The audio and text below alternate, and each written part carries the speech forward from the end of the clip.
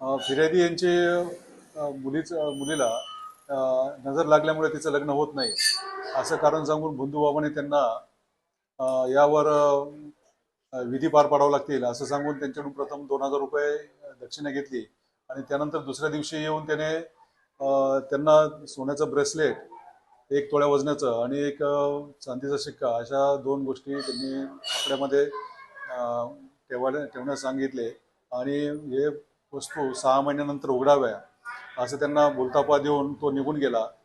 फिर्यादीला संशय आल्यानंतर त्यांनी ते वस्तू उघडून बघितली असतं त्यांचे सोन्याचं ब्रेसलेट आणि चांदीचा शिक्का अशा दोन्ही वस्तू त्या भामट्याने चोरून नेल्या होत्या. याबाबत गुन्हा नोंद करण्यात आला होता आणि सदर प्रकरणी आम्ही 2 तपास पथकं या ठिकाणी नेमलेले आणि गुन्हे प्रकटीकरण विभागाकडून आम्ही या प्रकरणी शोध घेतला.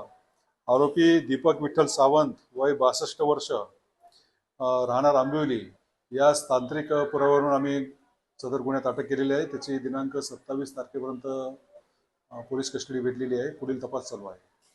आपल्या चॅनलच्या माध्यमातून या ठिकाणी आवाहन करू इच्छितो की अशा बंधुबाबांच्या बळी न पडता अशा अंधविश्वासावर बळी न पडता नागरिकांनी सतर्क राहावे आणि आपले आर्थिक नुकसान होणार नाही याची संबंधितांनी सर्वांनी काळजी घ्यावी.